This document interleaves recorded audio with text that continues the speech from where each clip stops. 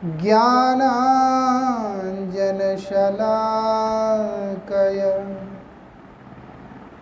चक्षुरुन्मीलितं येन तस्मै श्री गुरवे नमः। नमः ॐ विष्णुपादाय श्रीगौरप्रियमूर्तये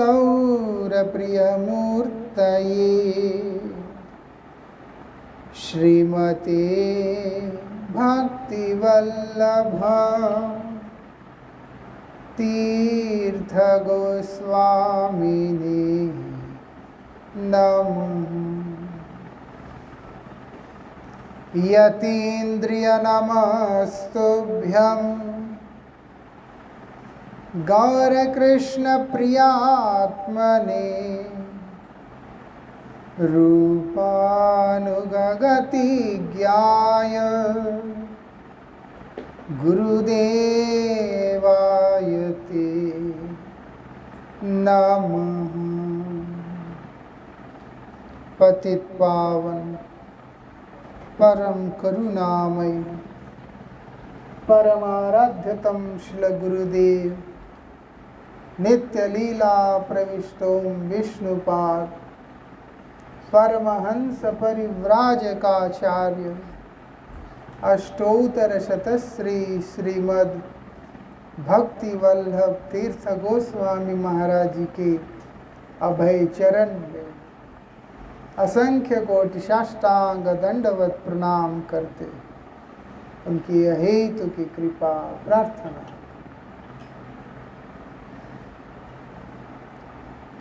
हमारे पूर्वाचार्य श्रील नरोत्तम दास ठाकुर जी महाराज यहाँ पर श्री रूप सनातन गोस्वामी की महिमा का वर्णन कर रहे हैं। उनके द्वारा रचित ग्रंथों की महिमा को यहाँ पर बतला रहे हैं। उन शब्दों की, वैकुंठ जगत के शब्द की महिमा और उस विशुद्ध भगवत प्रेम की महिमा को यहाँ पर वर्णन कर रहे हैं। क्या बोल रहे हैं यहाँ पर?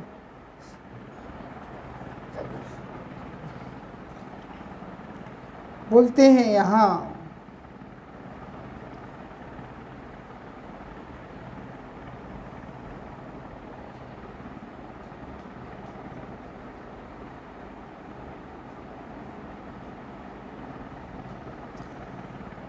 वो बोलते जिस प्रकार से अग्नि के संपर्क में आने पर स्वर्ण में कभी भी खोट नहीं देखने को मिलता, वो होता ही नहीं, उसी प्रकार से वो बोलते श्री राधा कृष्ण चरण युगल में सेवा की आसक्ति रखने वाले व्रजांगनाओं का आत्मसुख भी वहाँ पर केवल उनकी प्रसन्नता के अतिरिक्त और कुछ और किसी भी रूप से दिखलाई नहीं देता। ऐसा है, अग्नि से मिलने पे खोट नहीं दिखाई देता। ऐसे प्रेम के संपर्क में आने से, सेवा के संपर्क में आने से तो उनके अंदर किसी भी प्रकार का आत्म सुख दिखलाई नहीं देता। ऐसा इसीलिए गोपियों का प्रेम की बात जहाँ पे आता है वहाँ बता दिया कि गोपियों का काम ही प्रेम है। मतलब क्या है? स्वसुख वांछा, उन लोगों की स्वसुख वांछा वो क्या है? वो भगवान की इंद्रिय तोषण के अतिरिक्त और कुछ है ही नहीं। ऐसा भगवान की प्रसन्नता ही गोपियों की आत्म तृप्ति की बात है। गोपियों का अपना कोई सुख अथवा दुख बोल करके कुछ है ही नहीं। ऐसा ये करने से हमको सुख मिल रहा है, वो वाला काम वहाँ है ही नहीं। हम ये कर इसीलिए रहे हैं क्योंकि भगवान को सुख मिलेगा इससे, ऐसा। प्रहलाद महाराज ने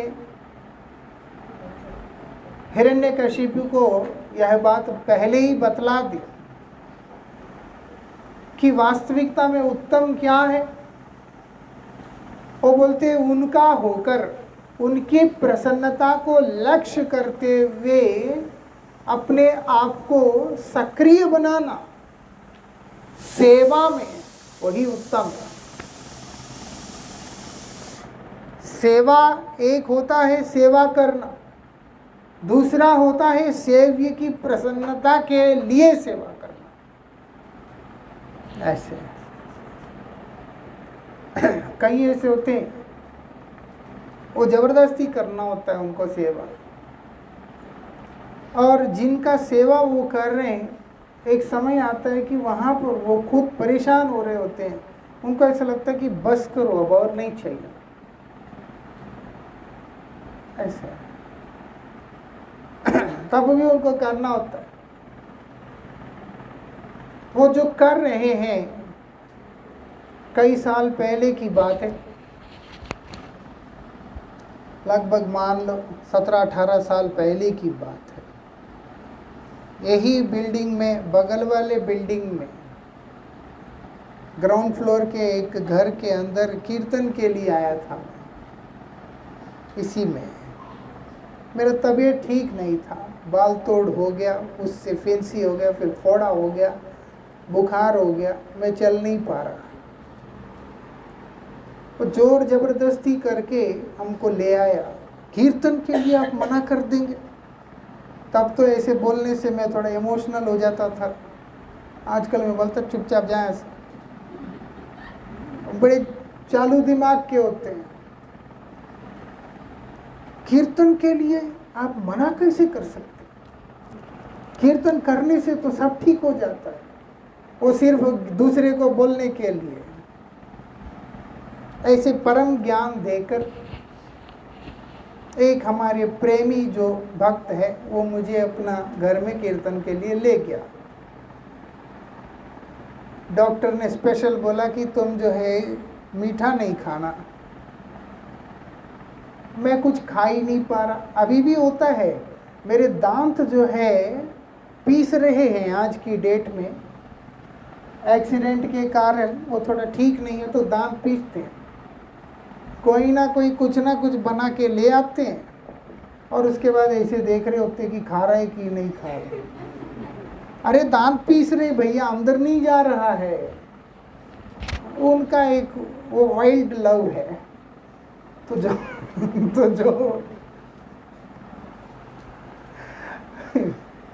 और ये आज की नहीं है, उस समय वो क्या कर रहे हैं, उस दिन गुलाब जामुन ले आए, गरम गरम गुलाब जामुन आपके लिए मैंने गरम किया था, एक खा लो कुछ। मैंने बोला भैया मुझे देखो कितना तकलीफ में हूँ, नहीं मेरे हाथ से खाने से कुछ नहीं होगा, वो धन्वंतरी है, उनके हाथ से खाने से कुछ नहीं होगा। खिला दिया, बुखार हो गया, 1 हफ्ता बिस्तर पे पड़ा रहा। तो कहने का मतलब ऐसे कई लोगों को देखने को मिलता है अलग अलग जगह पे। ये ऐसी प्यार नहीं है, ऐसी भक्ति नहीं है।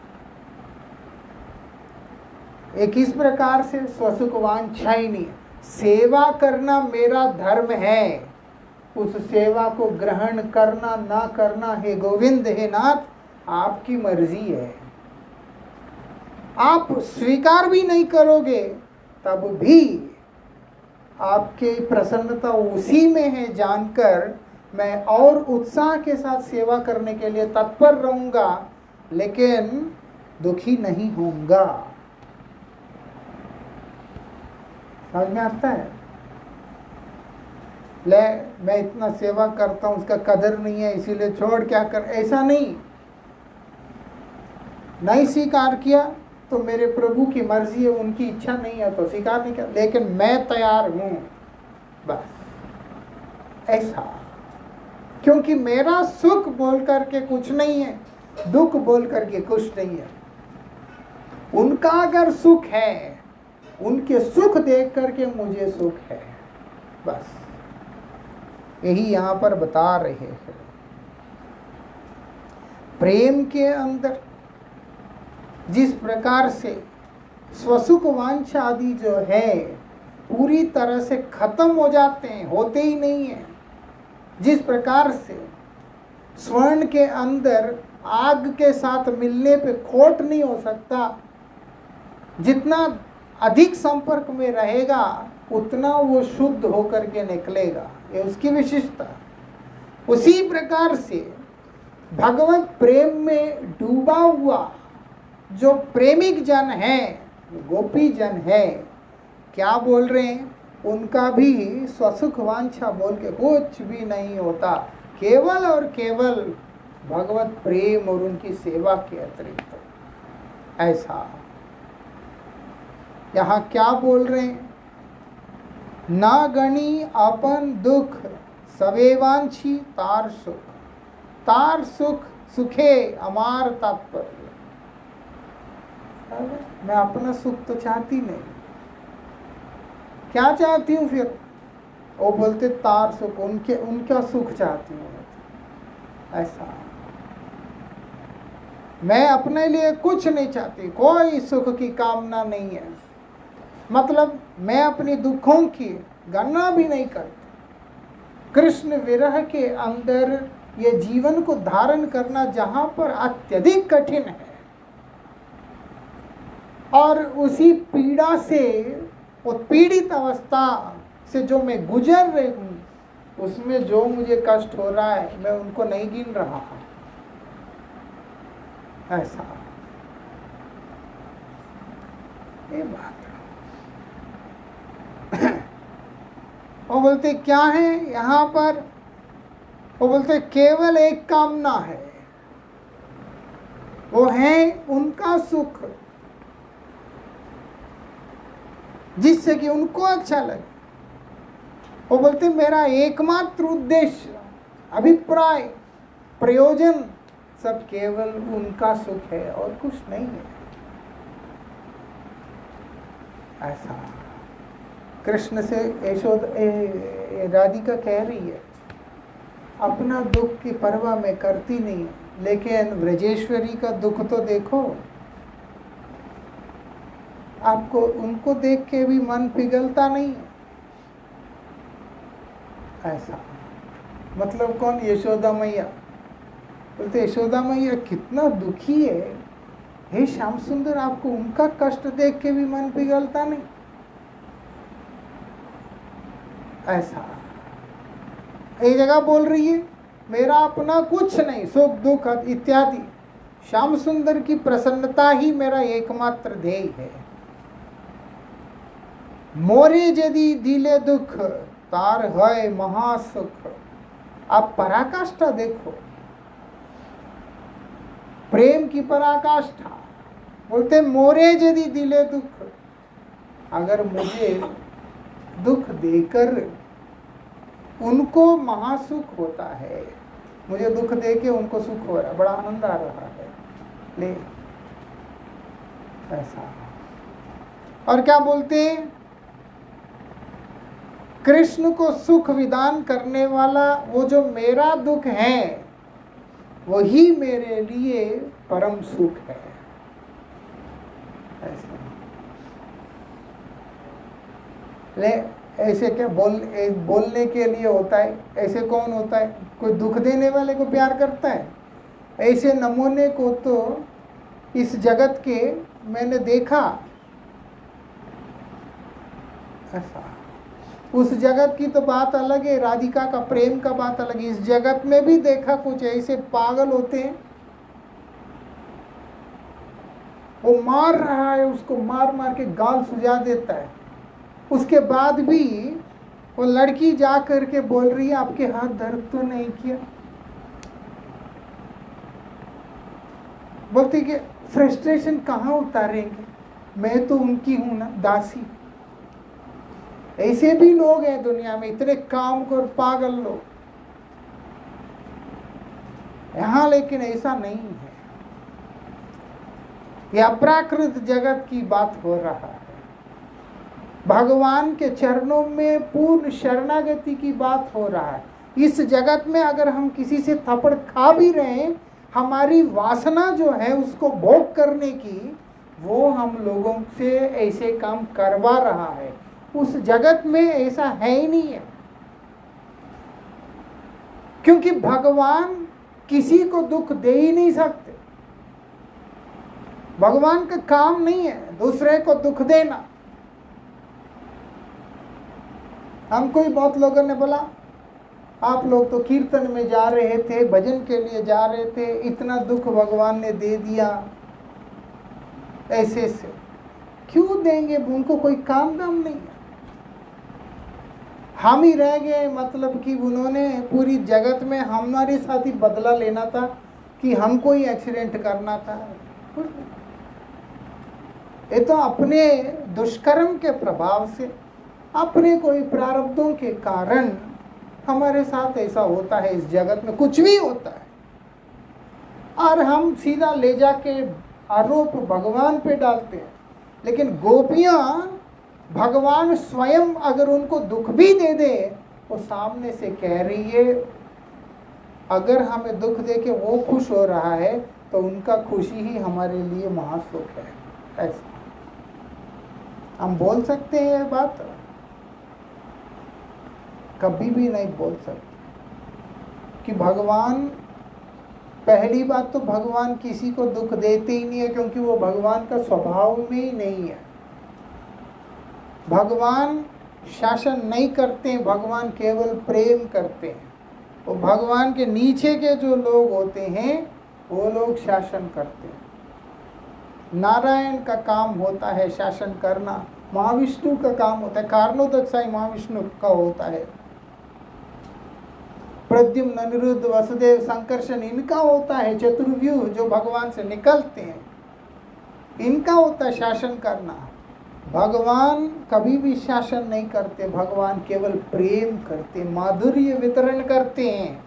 उस माधुर्यमयी रसराज भगवान का जो भक्त समर्पित है, केवल वही इस बात को समझ सकता है। ऐसा इसलिए यहाँ पर बोल रहे हैं कितना समर्पण है, कितना प्रेम की प्रगाढ़ता है। जहाँ पर बोला जा रहा है, अगर क्या बोलते हैं, मुझे दुख देकर मेरे प्रभु की प्रसन्नता हो, उनकी वो प्रसन्नता ही मेरे लिए परम सुख का कारण है। बस, क्योंकि मेरा अपना क्या है, उनका सुख विधान करना ही मेरा अपना जीवन है। ऐसा इतनी बड़ी बात यहाँ पर बता रहे हैं।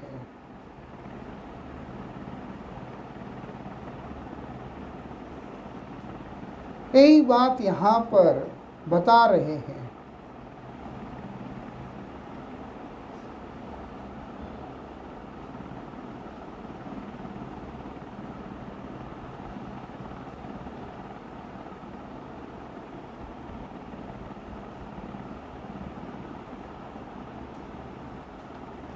भगवान श्री कृष्ण के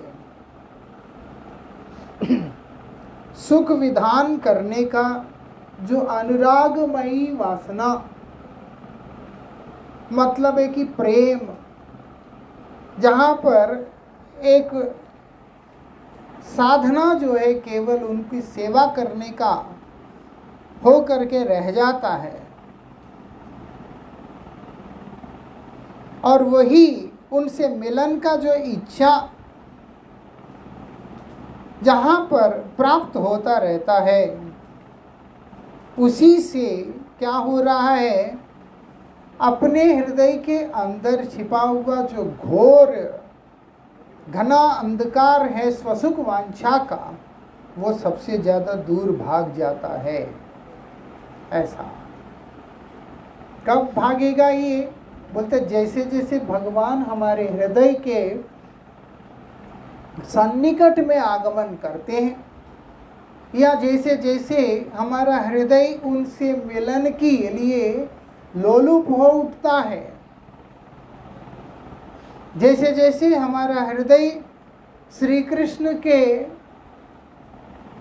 भोग्य बनने के लिए तत्पर हो उठता है कि सर्वतो भाव से भगवान मेरा भोग करें, मतलब मेरा हर प्रकार की सेवा करें, सेवा को स्वीकार करें, ये भाव हमारे अंदर प्रबल हो उठता है।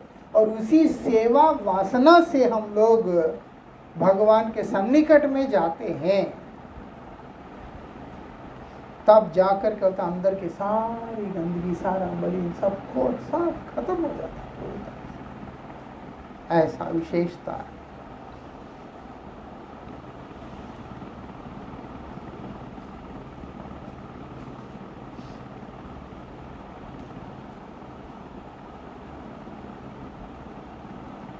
गोपियाँ श्री कृष्ण की सेवा करके क्या हो रही है? धन्य हो रही है, कृतार्थ हो रही है। ऐसा कृतार्थ हो रही। उनके हृदय में अपना सुख का अस्तित्व भी है ही नहीं है नहीं।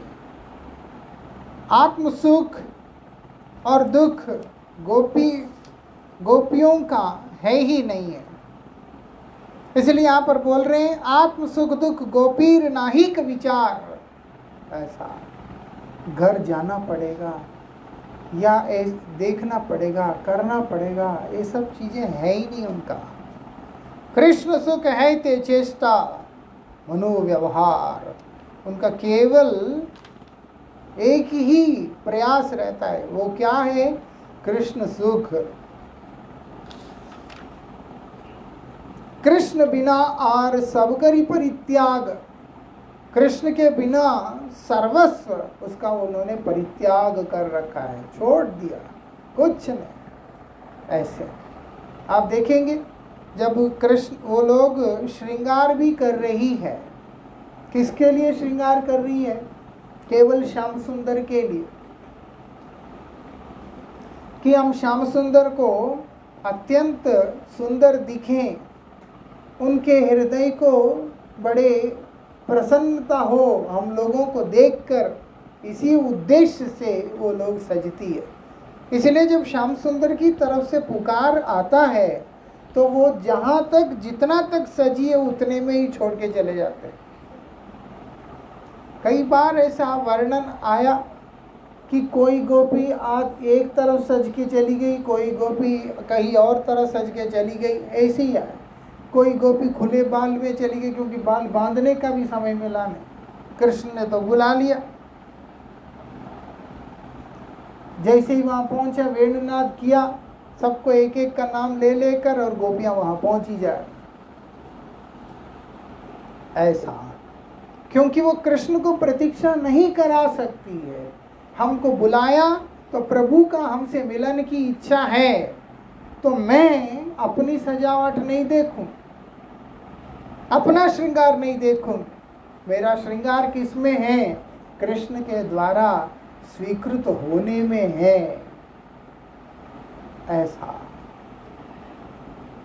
और जगत का कितना विचित्र है, वो श्रृंगार के चक्कर में कंठियां भी खोल देता है, तिलक पोंछ लेता है। ऐसा एक आया था हमारा साथी, फिल्म सिटी घूमने गया तो तिलक वगैरह सब पोंछ लिया चुपचाप, और एकदम ऐसे बड़ा बड़ा चश्मा पहन के चला गया। ऐसे ऐसे इस जगत में ऐसा होता है। इस जगत में तिलक तो श्रृंगार है ही नहीं है, सबसे श्रेष्ठ श्रृंगार यही है। ऐसा शास्त्र बोलते, दिव्य श्रीहरि मंदिराढ्याम तिलकाम कंठ शमलान्विताम वक्ष श्रीहरि नाम वर्ण शुभांगाम श्रीखंड लिप्ताम पूतम सूक्ष्म नवंबराम विमलताम नित्यम वहंती तनुम ध्यायेत गुरुपाद पद्म निकटे सेवोत्सुकतात्म। ऐसा कैसे बैठे हैं गुरुदेव, कैसे बैठे हैं शुद्ध भक्त, कैसे बैठे हैं वहां पर बता रहे हैं। ऐसा कि माथे के ऊपर हरि मंदिर लगाकर, क्योंकि ये हरि मंदिर है, ये भगवान के लिए विराजमान होने का आसन है, ऐसा। और कंठ में तिलक, माथे पे कंठ में कंठी, माथे में तिलक, शरीर में, छाती में भगवान का नाम लिखा हुआ है, हाथ में माला लिया हुआ, सेवा की उत्साह के साथ में विराजमान जो स्वरूप है वही ध्यान का स्वरूप है, ऐसा। वही श्रृंगार है। और क्या श्रृंगार है? और गोपियों का भी ऐसे ही श्रृंगार है, ऐसा। तो यहाँ पर बोल रहे हैं, लेकिन क्या है ये? वो बोलते कृष्ण के बिना सब कुछ भी स्वीकार नहीं करते। कृष्ण सुख के उद्देश्य से ही वो लोग क्या करते हैं? प्रेम करते हैं। वो भी कैसे? शुद्ध प्रेम, बिना किसी खोट वाला प्रेम है, ऐसा।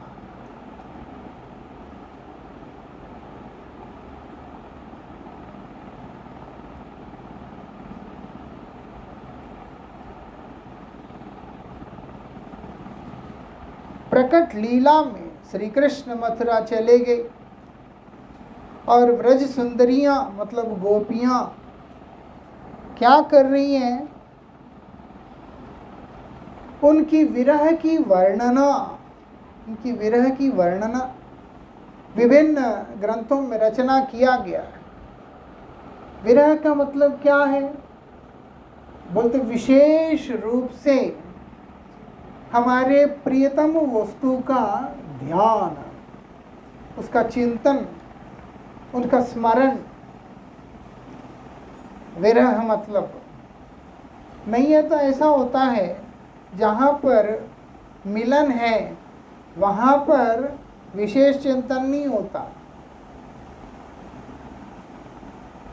वो तो मिल लिया ठीक है, लेकिन जहाँ विरह है वहाँ पर विशेष चिंतन रहता है, ऐसा।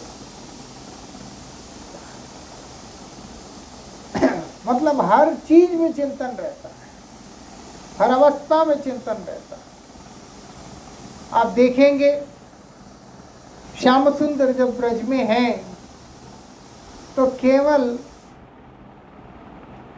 गोपियां उनके साथ मिलन के ही उसमें व्यस्त रहती थी, सब समय इंतजार करती थी, प्रतीक्षा करती थी। लेकिन जब श्याम सुंदर ब्रज से चले गए, हर वो चीज को देखकर उनको श्याम सुंदर का ही याद आता है। उनके प्रकट काल में ऐसा नहीं है।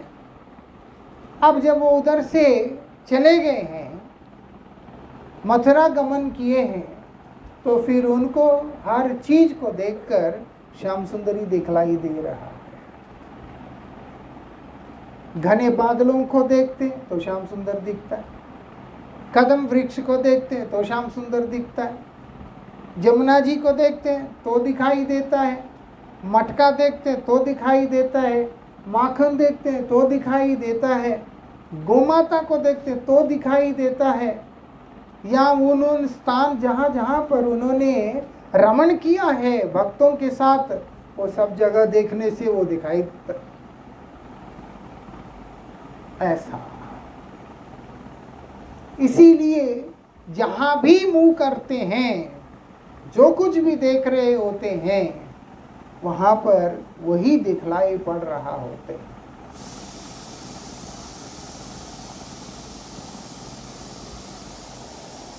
यहाँ पर बता रहे हैं, इतना जो भयंकर विरह की बात है गोपियों का, वो किस लिए जीवन धारण करके रखा कि अरे श्याम सुंदर की विरह में हम लोग अपने संयम को खोकर यदि अपने जीवन को समर्पित कर देते हैं, समाप्त कर देते हैं, हमारे समाप्त हो जाने का खबर को जानकर श्याम सुंदर को जो कष्ट होगा वो उनको नहीं देना चाहते हैं।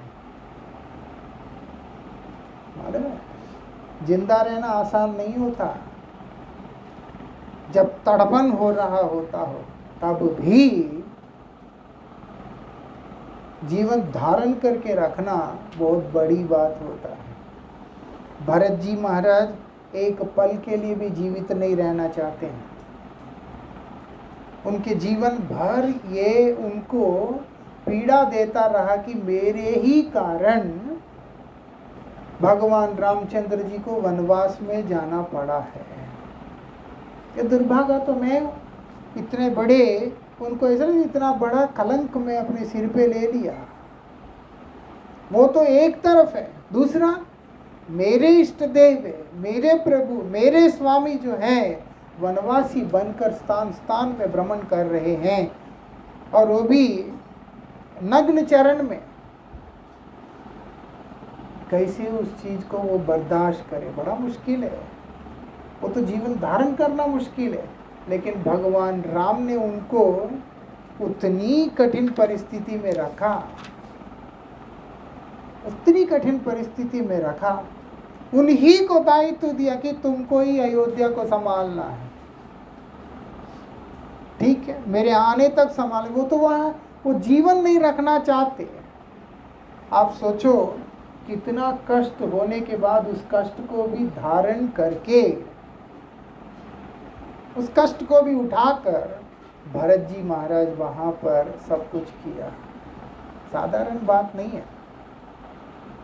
वन में रहने वाला तो वनवासी रह सकता है, लेकिन नगर में रहने वाला तापस वेश धारण करके वनवासी की तरह रह के जीवन व्यतीत करना, भूगर्भ में शयन करना साधारण बात नहीं है।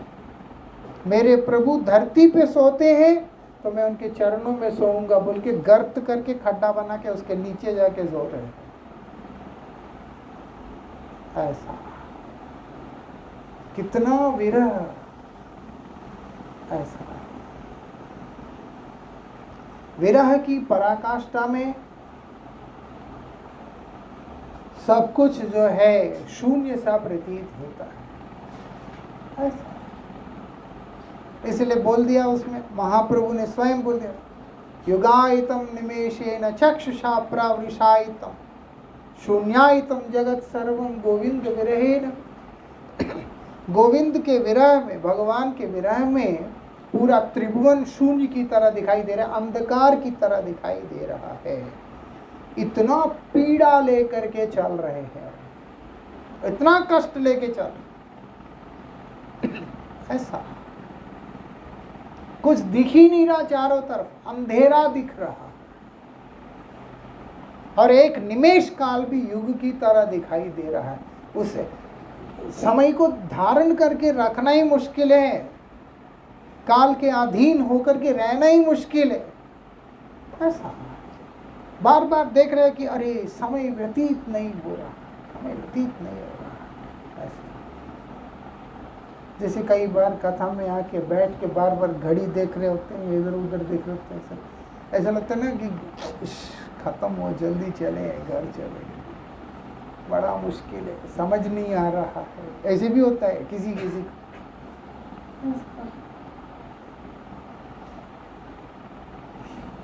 है ना, इस तरीका से। तो जो इनकी जो कष्ट है, ये ऐसा कष्ट है, भयंकर सा कष्ट है, अंधकार चारों तरफ। कृष्ण के बिना वो जीवित कैसे रहे, उतना तड़पन हृदय में लेकर कृष्ण के चिंतन में निरंतर डूबी हुई गोपियां है, निरंतर डूबी हुई।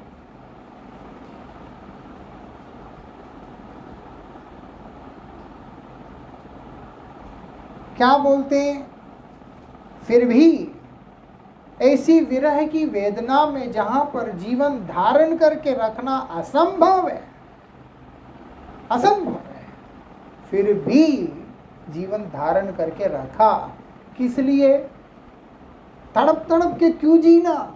बोलते जिसके लिए तड़प रही हैं उनको सुख देने के लिए जीना है। भरत जी महाराज अगर अपने शरीर को समाप्त कर दिए होते तो भगवान श्री रामचंद्र जी को जो कष्ट होना था उसको हम लोग कल्पना भी नहीं कर सकते।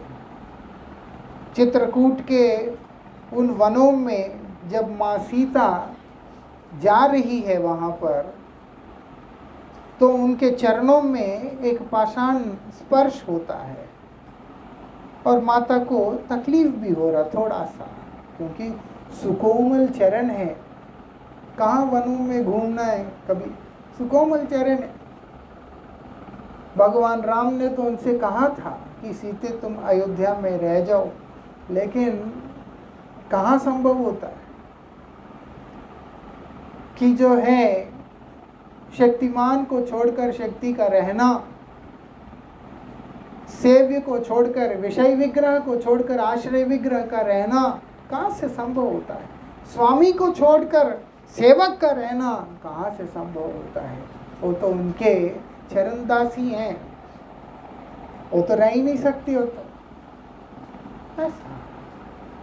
इसीलिए माता चली गई। उनके चरणों में जब लगा, भगवान रामचंद्र जी ने प्रकृति को आदेश किया, आज तो मैं तुम लोगों को क्षमा कर रहा हूँ, लेकिन भरत तो ऐसा आएगा नहीं। अभी तो भरत जी महाराज आए ही नहीं है, लेकिन भगवान को पता है कि सुनिश्चित रूप से भरत जी महाराज यहाँ पे आएंगे, और जब भरत आएगा ऐसा नहीं आएगा वो, ऐसा। इसीलिए प्रकृति को आदेश कर रहे हैं, भरत को कोई तकलीफ नहीं होना चाहिए। विरह में डूबा हुआ अवस्था में भरत जी महाराज जब चल रहे हैं, उनको नहीं पता चल रहा है कि वो जमीन में चल रहे हैं, फूलों पे चल रहे हैं, पानी में चल रहे हैं, कहाँ चल रहा है, लोटपोट करते हुए जा रहे हैं, ऐसा। श्रील नरोत्तम दास ठाकुर जी महाराज जिस समय गृहत्याग करके वृंदावन की ओर निकले, उनके चरण पूरा छाले पड़ गए थे, क्योंकि उनको पता ही नहीं चल रहा कि वो किसके ऊपर चल रहे। वो तड़पन ऐसा होता है, वो हृदय को मिलने वाला पीड़ा ऐसा होता है कि बाहर मिलने वाली कोई भी कष्ट उनको पता चलता नहीं है, ऐसा। और उद्देश्य क्या रहता है? हमारे सेव्य की सेवा, ऐसा। तो गोपियां इस बात को जानती है, यद्यपि जीवन धारण करके रखना उनके बिना बहुत कठिन है, जिंदा रहना बहुत कठिन, लेकिन श्याम सुंदर को सुख देने के लिए हमको जीवित रहना होगा। हमारे मर जाने से, हमारे शरीर को छोड़ देने से श्याम सुंदर का सुख कैसे विधान होगा? सोचो कि कितना बड़ा समर्पण है। हमको लगता है कि हम तो गोपियां हैं, व्रज प्रेम है। कई लोग तो, एक लड़का मुझे बोलता है मुझे आपसे गोपी गीत के ऊपर कथा सुनना है, तो इसलिए हम जो है गोपी गीत, वेणु गीत, भ्रमर गीत, फिर उसके बाद राधा कृपा कटाक्ष और जो भी चीज़ें हैं, कई सारी चीज़ें, और जो और विशेषज्ञ होते हैं वो लोग तो आनंद वृंदावन चंपू और उसके बाद उज्ज्वल नीलमणि, ये सारी चीज़ों को अध्ययन करते रहते हैं। अभी एक महात्मा के पास 2-3 लड़कियां आई, प्रणाम करके उनसे कह रही है कि हम लोग गोपियां हैं। इसीलिए वो लोगों ने ऐसे सोच लिया, क्योंकि उनके गुरुजी ने उनको तुम ये मंजरी है, तुम वो मंजरी है, ऐसी 2-3 नाम दे दिए। मंजरी दासी है, हाँ, मधुमती भी मंजरी है, ऐसा ही है, सब मंजरियां हैं। अब जो है वो भी ऐसे सोच लिया कि हम जो है माधुर्य भाव में है, इसीलिए हमको ऐसे। उन्होंने तो उस दिन कुछ बोला नहीं। अगले दिन उनको बुला के बोलते हैं कि कृष्ण मर गया। ये सुन के हंस रहे हैं वो लोग। तो बोलते बाबा सही कह रहे हो, कृष्ण तो मर गया। वो लोग हंस रहे। फिर उसके बाद उन्होंने उनको धमक दिया बहुत बड़ा। कहने का मतलब मंजरियां ऐसी नहीं होती, सखियां ऐसी नहीं होती, उनकी कल्पना में भी नहीं आ सकता कभी ऐसा। जब नारद गोस्वामी के मुख से उन्होंने सुना कि श्याम सुंदर के सर पे पीड़ा है, कई गोपियां तो इतने में मूर्छित हो चुके थे, सुनने मात्र से मूर्छित हो गए कि अरे ये क्या हो ऐसा।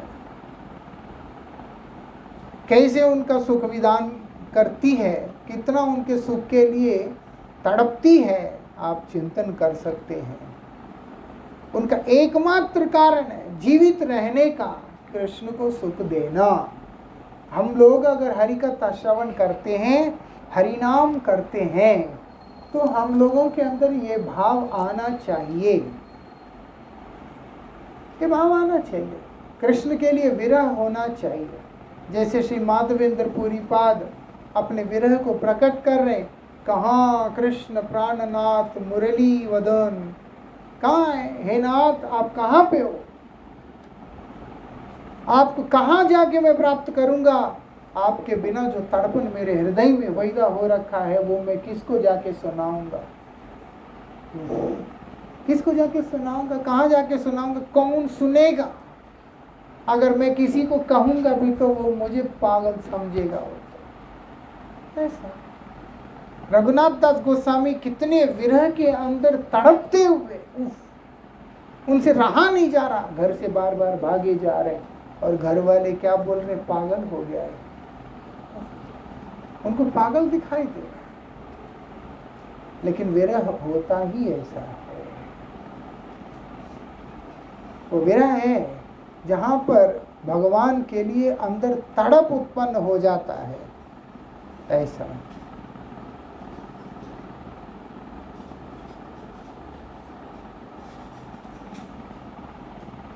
वो भी किस लिए जीवन रखा, अगर हम खत्म हो गए तो कृष्ण को इसी बात का दुख होगा कि अरे ये तो है ही नहीं।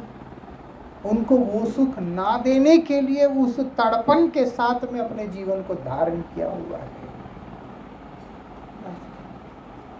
इसलिए महामंत्र जब करते हैं उसमें प्रार्थनाएं आता है कि हे नाथ आप कृपा करें जिससे कि मुझे आपके प्रति विरह हो, मेरा चित्त के इस संसार के अंदर की मलिनताओं को से शुद्ध होकर आपके चरणों में अनुराग हो और आपके विरह मेरे हृदय में प्रकट हो। ऐसे करके मतलब आपका चिंतन निरंतर बना रहे, ऐसे निरंतर निरंतर मैं आपके स्मरण में रहूं, निरंतर मैं आपके कीर्तन में रहूं, ऐसी है। अब आप देखोगे चैतन्य महाप्रभु जिस समय संन्यास आश्रम को लेकर अपनी यात्रा में चले गए, पीछे से सची माता हमेशा यही भाव में रहती थी कि निमाई तो इधर ही है, और उनके लिए अलग अलग प्रकार की चीज़ों को, व्यंजनों को पकाकर वो मंदिर में भोग परोस रही है, वहाँ पे रख रही है, और बैठ करके देखती कि अभी जो है मेरा निमाई खा रहा है। और क्योंकि भगवान अव्यक्त रूप से भी रहते हैं, व्यक्त रूप से भी रहते हैं, और जब भक्त उसके हृदय के अंदर वो विरह की वेदना पराकाष्ठाओं में उठ जाता है, जहाँ पर जीवन धारण करना ही संभव नहीं होता, तब भगवान वहाँ आकर क्या करते हैं, उनको उठाते हैं।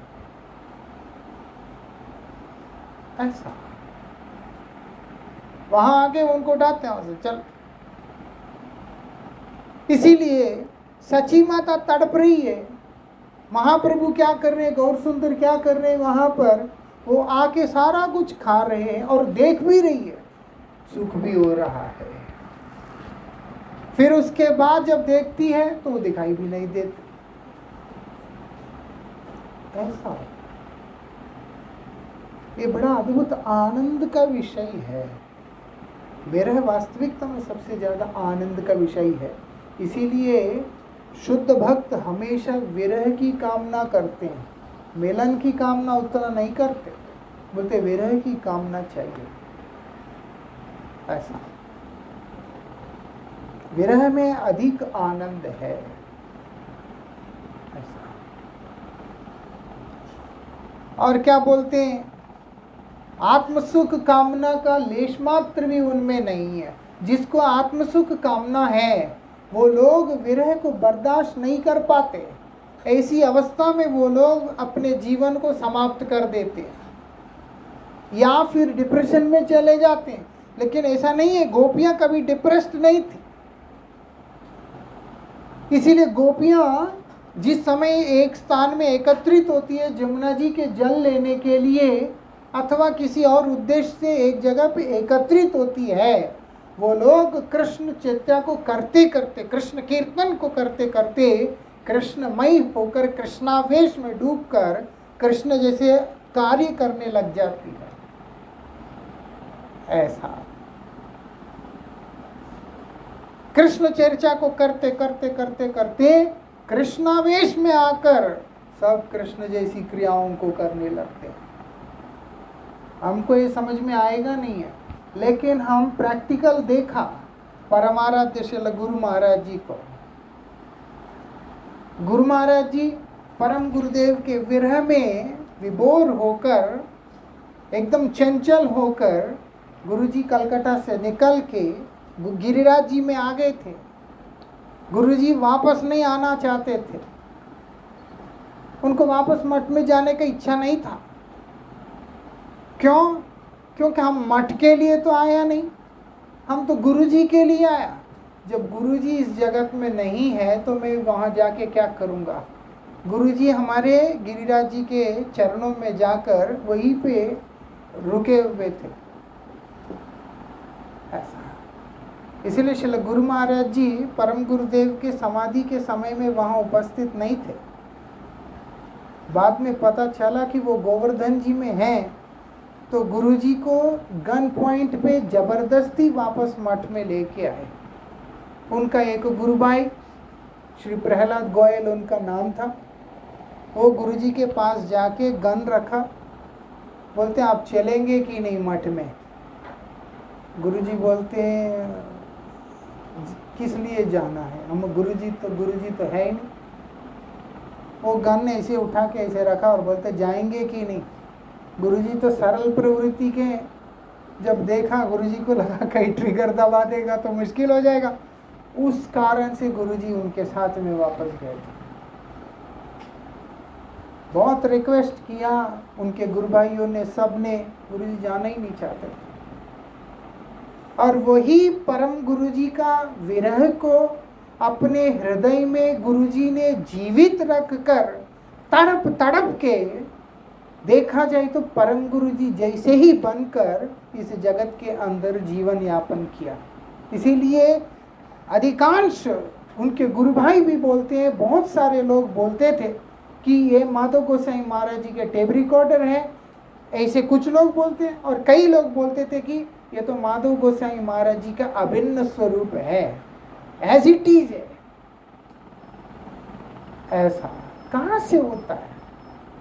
वो विरह में रह के जिसके चिंतन में डूब के उनके जैसे ही बन जाना। जैसे गोपियां कृष्ण की तरह बन के लीला कर रही है वहां पर, ऐसे गुरुदेव परम गुरुदेव की तरह अपने रूप को प्रकट करके जो जो सेवाएं परम गुरु जी ने अपने जीवन में किया, उन्होंने सब कुछ किया। ऐसा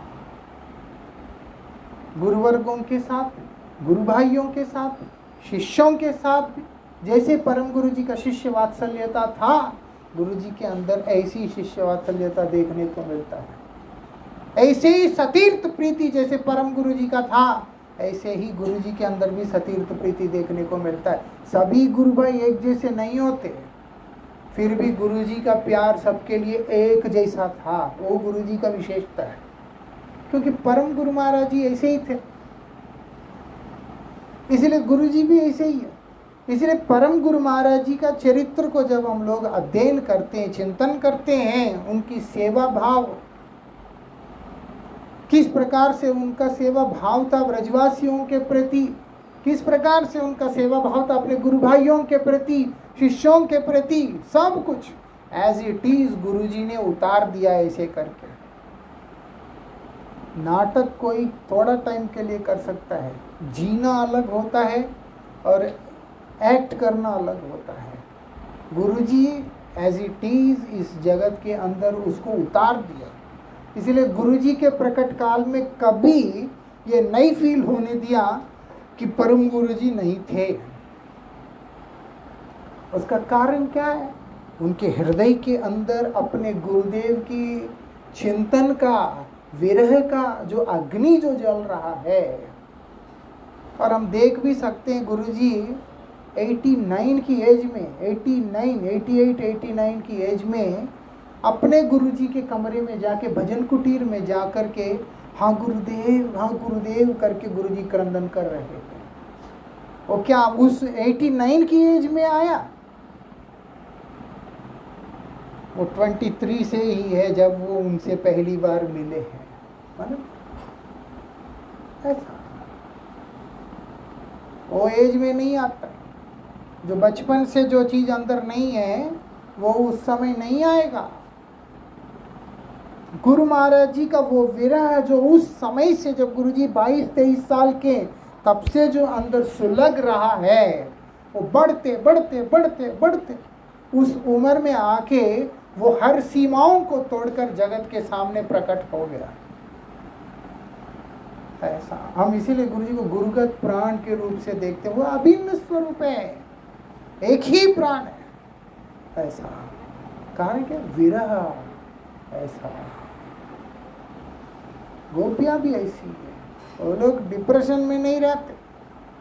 ये संसार का आदमी ऐसे होता है कि वो डिप्रेशन में जरूर चला जाता है, लेकिन वो लोग ऐसी स्थिति में नहीं रहते। उनके चरणों का धूलि को प्राप्त करने पर बड़े बड़े ब्रह्मज्ञानियों का भी भाग्य खुल जाता है। इसीलिए उद्धव जी महाराज कह रहे हैं, काश मुझे मौका मिल जाए, मैं इन व्रजांगनाओं के चरणों के धूल से अभिषिक्त होकर अपने आप का सार्थक कर लूं, अपना जन्म को सार्थक कर। ऐसा श्री चैतन्य महाप्रभु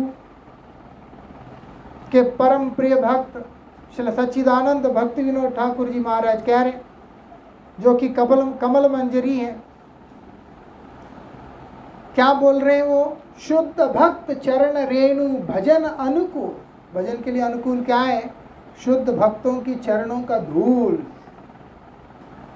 शुद्ध भक्तों के चरणों का धूल ही भजन के लिए वास्तविकता में अनुकूल है और कुछ नहीं। ऐसे भक्त जो लोग भगवान के विरह में ही डूबे रहते हैं और उनकी तमाम क्रियाएं अपने इष्ट देव की प्रसन्नता के लिए होते हैं और कुछ नहीं होते हैं। और क्या बोला जाएगा?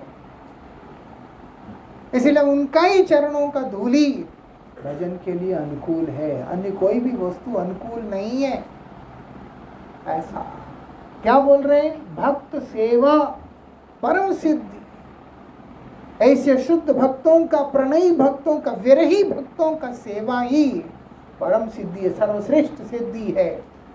और वो आधार है किस चीज का? प्रेम लतिका का आधार है। जिस प्रेम के बारे में हम सुन रहे हैं, रूप सनातन गोस्वामी के हृदय का अंदर जो निक्षिप्त भंडार है, उसका आधार क्या है? यही है। इसीलिए श्री नरोत्तम दास ठाकुर यहाँ पर बोल रहे हैं कि आप लोग क्या करना है? रूप सनातन गोस्वामी के चरणों में आश्रय ग्रहण करो, ताकि उनकी कृपा से अग्नि के संसर्ग में आने पे जिस प्रकार से लोहा भी अग्नि की तरह काम करने लगता है। लोहे में लोहा कैसे ऐसे ही पड़ा हुआ है, लेकिन आग में अगर जल गया जल के लाल हो गया है, उसके बाद वो भी जो है आग की तरह ही हो जाता है ना। इस प्रकार से फिर ठंडा हो गया तो फिर खत्म, जल जल के पूरा ऐसा हो गया, लाल हो गया, उसके बाद कुछ भी जला देगा वो तो ऐसा। इसीलिए एक प्रणयी भक्त के संग में जाकर उनके पद धूलि को लेकर जब हम लोग साधन करने लगते हैं, वहाँ पर बताया जा रहा है उसके परिणाम में क्या होगा। हम लोगों को भी उनके हृदय के अंदर का वो प्रेम धन है, उस प्रेम धन का ताप स्पर्श होगा, जिससे हमारा जीवन भी सुधर कर परमार्थ की ओर चला जाएगा। इसके आगे की चर्चा हम लोग कल करेंगे। आज एकादशी तिथि है, हरिवासर तिथि भगवान को अत्यंत प्रिय तिथि है, ये माधव तिथि है ना। इसीलिए आज की तिथि के दिन जो व्यक्ति भगवत भजन के अनुरागी होकर के चलता है, भगवान नाम का सहारा लेकर के चलता है, वो गोविंद का अत्यंत प्रिय पात्र बन जाता है, भगवान का प्रिय बन जाता है। जिस प्रेम भक्ति की कामना से, जिस प्रेम भक्ति की सेवा को पाने के लिए हम लोग ये ग्रंथ आदि का अध्ययन कर रहे हैं, ये हरिनाम वगैरह कर रहे हैं, है ना, शास्त्र कह रहे हैं, वही हमारे लिए अत्यंत सुलभ होगा अगर हम लोग ये हरिवासर तिथि का पालन करेंगे तो। इसीलिए एकादशी व्रत का पालन करना, भगवान का नाम करना, अधिक से अधिक नाम करना और हमेशा खुश रहना। पंचाकल्पतरुभ्यश्च कृपा सिंधुभ्यश्च पतितानां पावनेभ्यो वैष्णवेभ्यो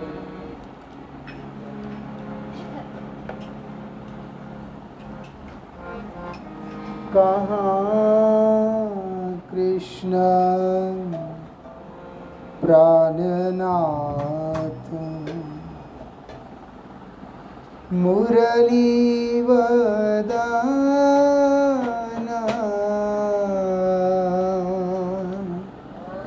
कहाँ कृष्ण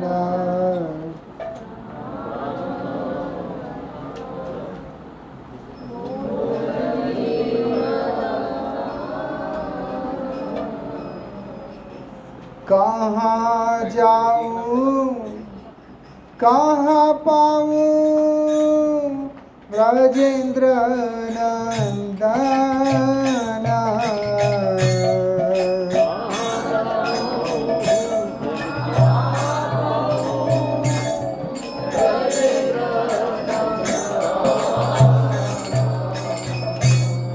कहाँ जाऊं कहाँ पाऊं ब्रजेंद्र नंदना,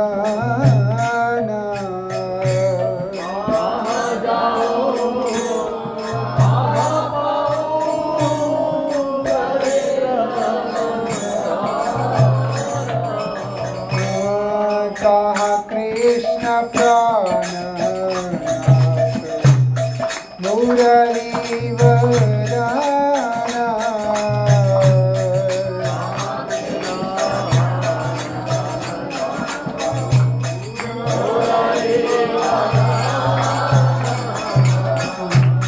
कहाँ जाऊं कहाँ पाऊं ब्रजेंद्र नंदना,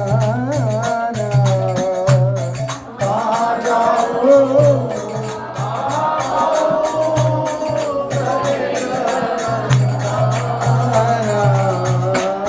कहाँ कृष्ण प्राणनाथ मुरली वदना,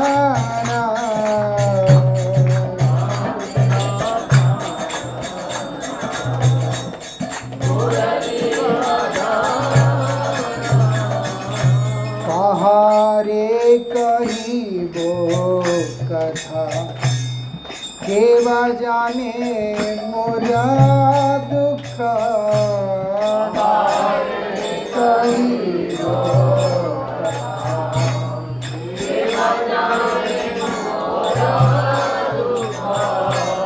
ब्रजेंद्र नंदना बिना फटे मोर बुक।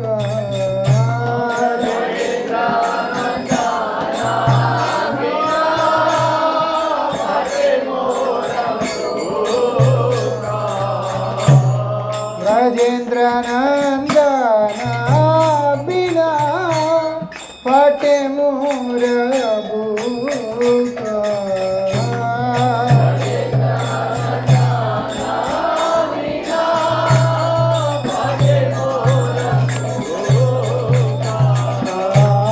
कहारे कही गो कथा के बजाने मोर दुख।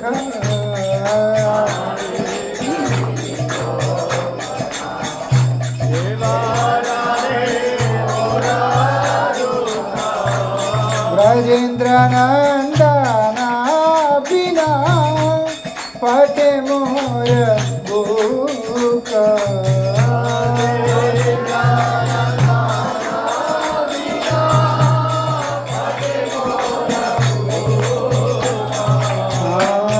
कहा कृष्ण प्राणनाथ मुरली वदना।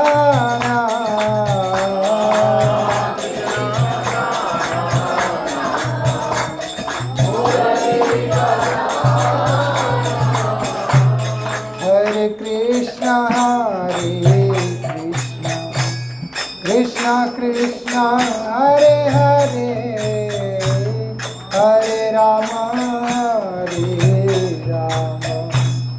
राम राम हरे हरे कृष्ण हरे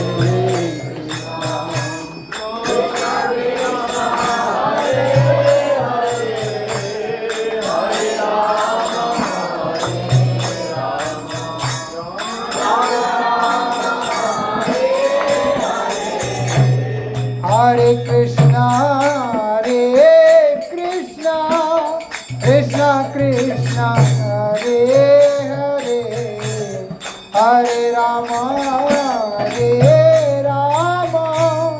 राम राम हरे हरे।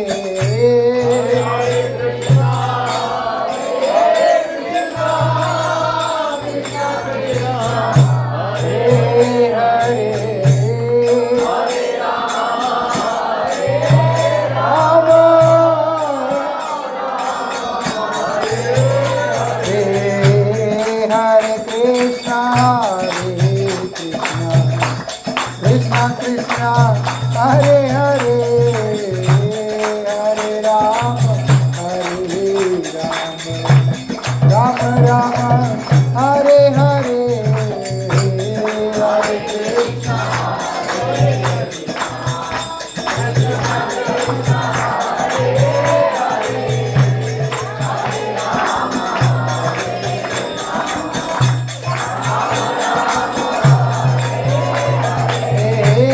हरे कृष्णा हरे कृष्णा कृष्णा कृष्णा हरे हरे हरे राम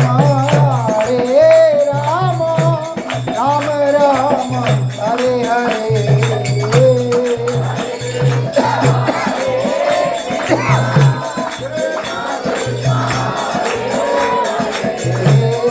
हरे राम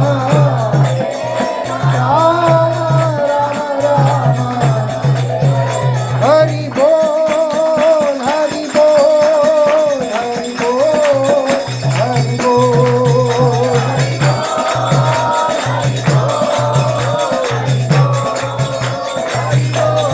गौरा हरि बोल।